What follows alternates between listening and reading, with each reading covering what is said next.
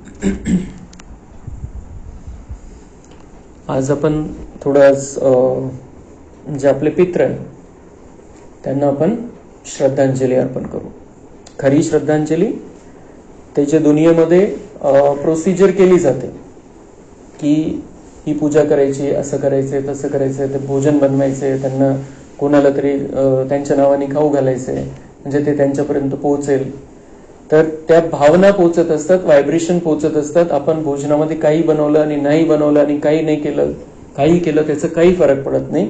ते भावना म्हणून करणं ठीक आहे, पण खास गोष्ट आहे की त्यांना व्हायब्रेशन द्यायचे.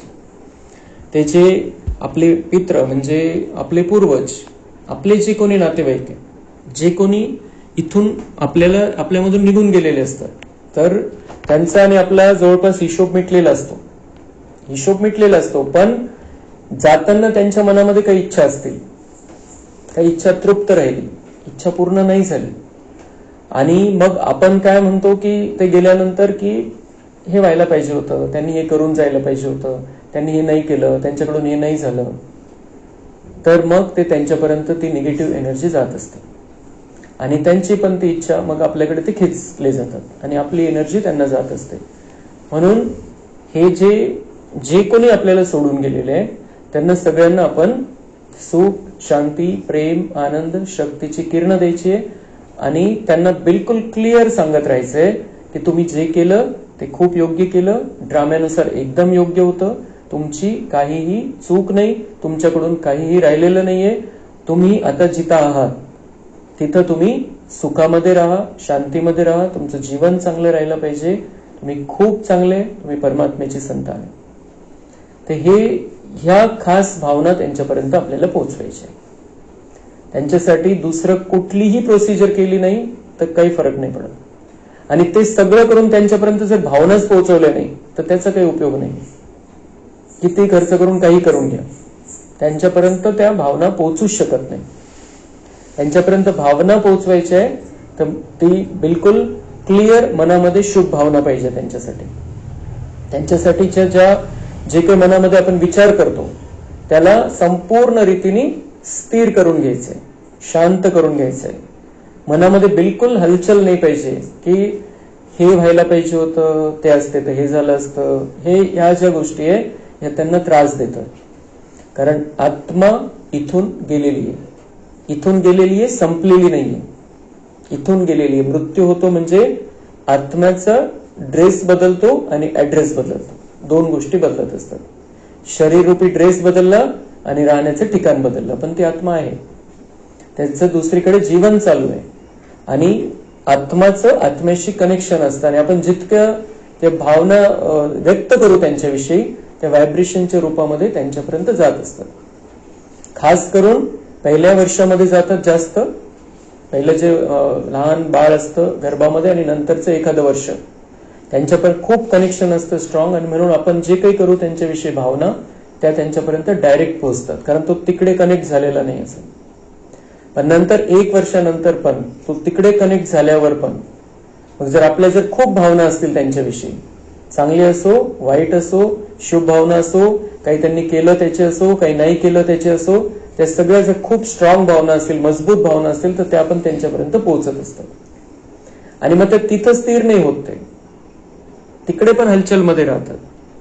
आणि म्हणून आपल्याला बिलकुल ते खास पितृपक्ष याच्यासाठी आहे की त्यांच्यासाठी योग्य भावना व्यक्त करायच्या, जे काही त्यांनी केलं त्याच्यासाठी आभार मानायचे, याच्यासाठी या असतात.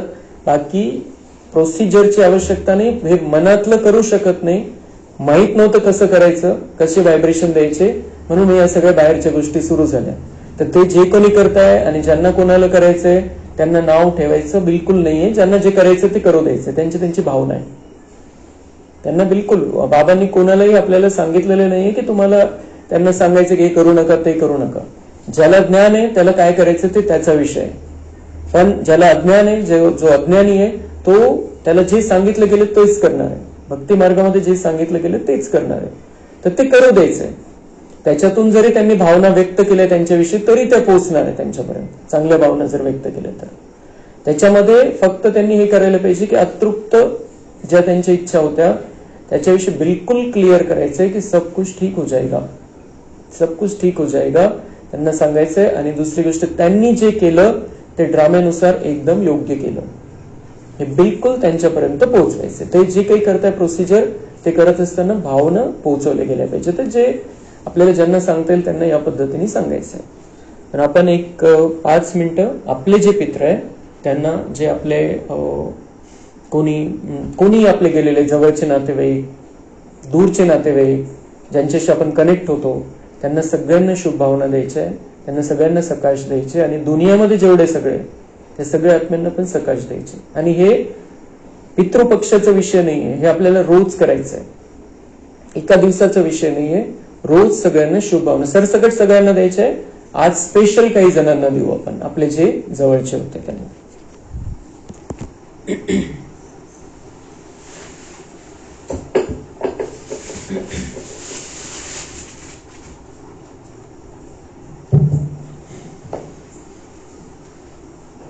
ओम शांति. मैं एक आत्मा हूं, चमकता हुआ दिव्य सितारा. बघायचे स्वतःला मस्तकाच्या मध्यभागी चमकती चांदणी. मी या शरीराला चालवणारी चैतन्य शक्ती आहे. मी आत्मा परमपिता परमात्म्याची संतान आहे.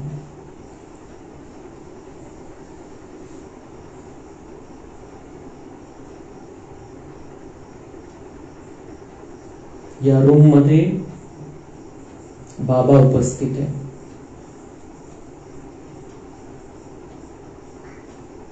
माझा बाबा जो दुनियेसाठी भगवान, ईश्वर, अल्लाह, गॉड, वाहेगुरु आहे, तो माझा आहे.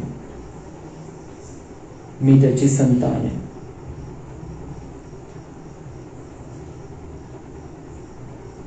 आता बघायचंय, जे कोणी आपल्याला सोडून गेलेले, ज्यांच्याशी आपलं नातं होतं, त्यांना बघायचंय. जो चेहरा आपल्याला माहिती आहे त्यांचा चेहरा बघायचा आहे त्यांचा. आणि चेहऱ्यामध्ये मस्तकामध्ये चमकणारी आत्मा, चेहरा बघून मस्तकाच्या मध्यभागी आत्मा रूपामध्ये त्यांना बघायचं. जे जे नातेवाईक आपल्याला सोडून गेले त्यांच्याशी आपलं कनेक्शन होतं, त्यांचं चित्र समोर आणायचं.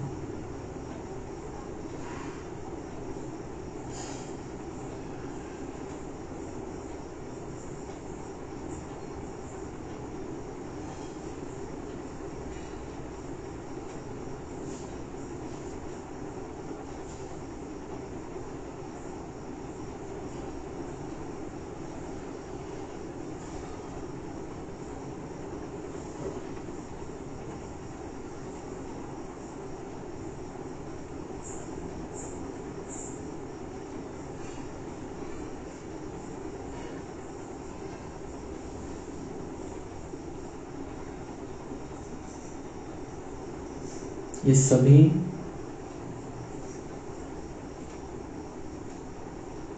बाबा के सामने है.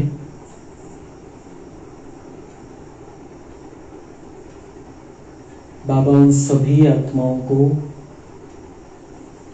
सकाश दे रहे हैं.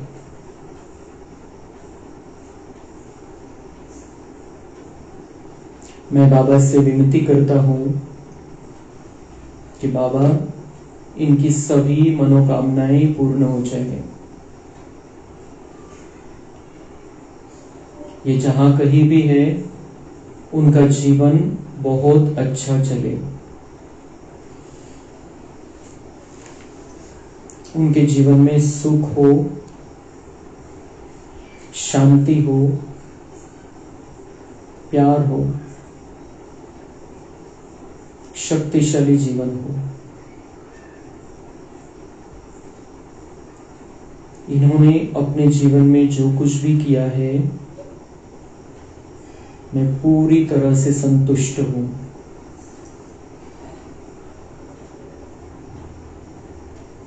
अब मेरे मन में कोई संकल्प नहीं है कि इन्होंने ऐसा करना चाहिए था, वैसा करना चाहिए था। मैं संपूर्ण तृप्त हूं।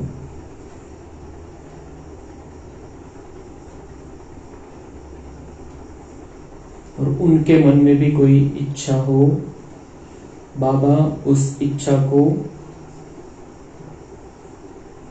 जिसमें कि किसी का कल्याण हो, सबका कल्याण हो, तो बाबा उस इच्छा को पूर्ण करेंगे। कल्याण नहीं होगा तो वो उनकी इच्छा खत्म हो जाएगी अभी के अभी।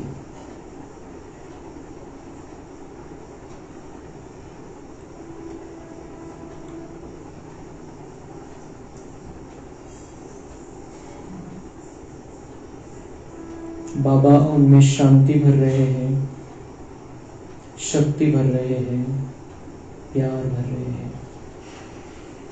अब मैं उनके सामने खड़ा हूं, उनके सामने खड़ी हूं। बाबा से मुझ में सुख, शांति, प्रेम, आनंद, पवित्रता की किरणें आ रही है। बहुत शक्तिशाली किरणें, बहुत शक्तिशाली किरणें मेरे अंदर आ रही है। और मुझसे ये सारी किरणें उनमें जा रही है, मेरे पितरों में जा रही है, मेरे जो रिश्तेदार हैं उनको ये सारी किरणें मिल रही है। और वो इन किरणों को प्राप्त करके शांत हो रहे हैं, स्थिर हो रहे हैं। उन्हें खुशी महसूस हो रही है, उन्हें शक्ति महसूस हो रही है। और वे मेरी तरफ देखकर मुस्कुरा रहे हैं।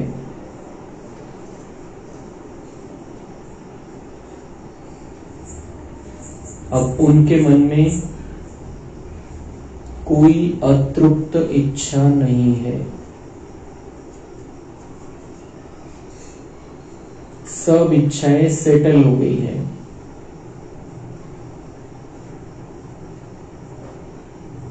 बाबा उन्हें प्रकाश दे रहे हैं कि जो ड्रामा में होगा, शो कल्याणकारी होगा, वो निश्चित हो जाएगा।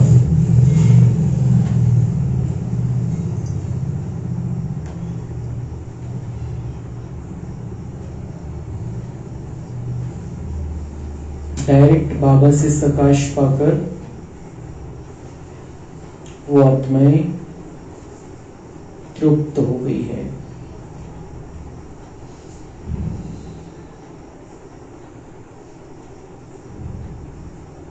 उन्हें ये मेरी तरफ से खास श्रद्धांजलि है। उनकी तृप्ति ही सच्ची श्रद्धांजलि है। और मेरी भावनाएं, मेरे वाइब्रेशंस, बाबा की शक्ति, बाबा की किरणें उनको तृप्त कर रही है। और मेरे सभी पूर्वज, सभी रिश्तेदार, मेरा कोई भी है, वो नजदीक का, दूर का, कोई भी रिश्तेदार, सब तृप्त हो रहे हैं। अब मेरा उनके साथ कर्मों का खाता सेटल हो गया है, नील हो गया है। अब उनकी भी मेरे प्रति शुभ भावना और मेरी भी उनके प्रति शुभ भावना। आत्मा का आत्मा से प्यार भरा कनेक्शन अब रहेगा। सिर्फ कोई भी दुख की फीलिंग नहीं रहेगी, कोई भी नकारात्मक भाव नहीं रहेगा। मैं परमपिता परमात्मा से ये प्यार भरा आग्रह करता हूं कि ये सब जहां भी रहे स्वस्थ रहे, खुश रहे, मस्त रहे और बाबा का बच्चा बन जाए